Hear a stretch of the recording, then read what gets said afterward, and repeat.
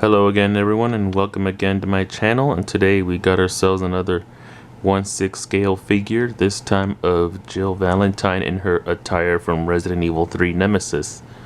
So of course, being that we know about her famous attire from the third game, of course, yeah, you gotta pay homage to it with having a copy of Resident Evil 3 in the background as well. So before anyone asks, no, I did not purchase this figure just like this. So I purchased all the pieces that I need to get. So it started out with getting the clothing at first, then getting the gear that she has worn, and then getting the head sculpt, and then the gloved hands.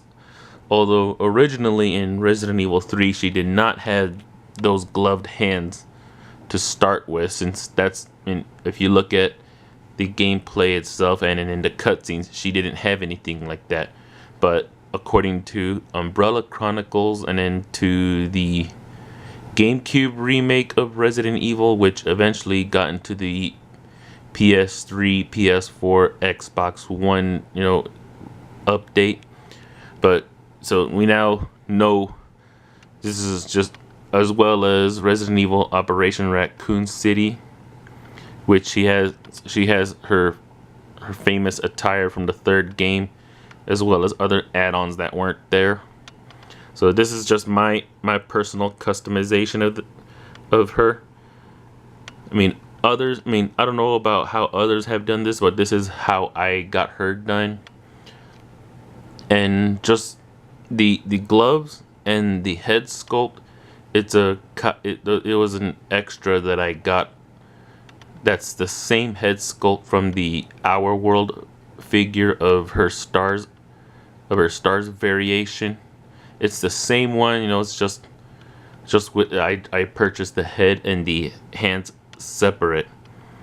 And then the boots is a part of the Viking clothing set for Claire Redfield's outfit from Dark Side Chronicles, which is the updated version of her outfit from 2. So as you can see, let's take a look right here to see how I got her done here. See, this is the head sculpt that I got from the Our World figure, which I do have one myself, but I purchased some loose parts to help complete in the accuracy of this. So I know others, they may not always get the exact identical head sculpt that's exactly like Jill, but others have used it that's somewhat close, but it's different. And for her armaments, yeah, I have her armed with a AR-15. As we know, in the third game, if you chose the easy difficulty, you would start off the game with an automatic rifle. And when you check the description, even though it says it's an M4 variant, but for those of you who know firearms, you know that the AR-15 is pretty much the same thing as an M4, but most of the time it's just their civilian police variations. But but then again, it was in the third game, since the mercenaries in the game, they used it, the ARs or M4s or whatever you like to call them, but I prefer to call them AR-15s though. So,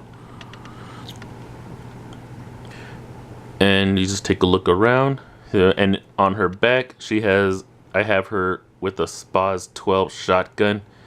And with this thing, when the stock is out, this thing is huge. By the way, I do happen to have 2 Tokyo Marui SPAS 12 shotguns with the stocks, except that one of them doesn't have the hook, the other does. So this is, and then you have her other equipment here. And this was actually for a radio right here, but I just placed the AR magazines in there. And then just like in any Resident Evil game, I had her armed with the knife, because of course, the knife is just pretty much the last last resort when you're out of bullets. So, or unless you want to be a tough guy and play the game with a knife only. And there's her pistol right there. Although it's not, it is an M9. Although it's not the Samurai Edge version of the game. So it's just your typical M9. But then again, the Stars Samurai Edge pistols, they are based off of the M92 FS. So, but it's close either way. And then the boots, there you go. Maybe not the exact same, but it's close. I mean, these are based off of the boots that Claire wore in Dark Side Chronicles. And as for the body type, I used a Fison S20 body type. I mean, for as I mentioned before, Fison is just a company that makes usually just female body types for custom figures for people to work on when they're not happy with like the commercialized ones. So if they're not happy with how it looks, I mean, say like Hot Toys Ada Wong, say they're not happy with that body type, they can get their own and then they personalize it from there. So they use those bodies from there. So the body, as I said, you know, it is off of Fison. Everything else was all separate that I put together. The process this took for me was, I'd say, about 3 months and almost $300 that I've spent in getting the pieces together and then getting them put together.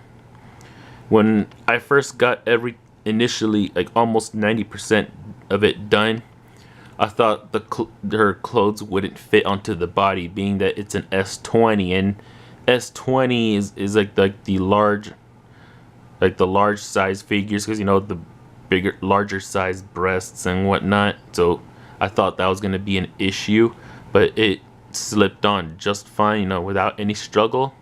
Everything else was just easy.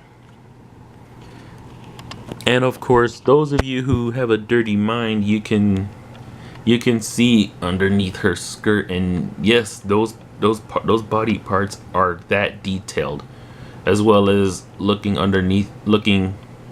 pulling down her tank top. But I'm not gonna do that. But I'm sure you guys who have your dirty minds out there, you have a good idea about that. So as always, you know, this is my recent custom figure that I worked on, I can definitely say I'm very happy with the outcome of this, especially with just how detailed it is compared to like the photo references that I've used from search engines just to make sure I had an exact idea of what I'm doing. So let's take one more look before we close this off for today. And the funny thing is with this AR here, it's got the Colt trademark on this. So although technically this is an XM177, but yeah, but the upper receiver on this, you know, is just like one, but everything else is all just like an M4 type.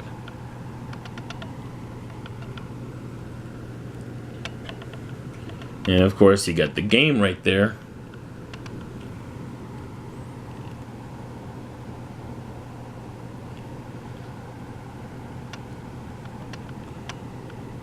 Not to mention it's got the copy of the Dino Crisis demo included, but then again, I do have Dino Crisis as well.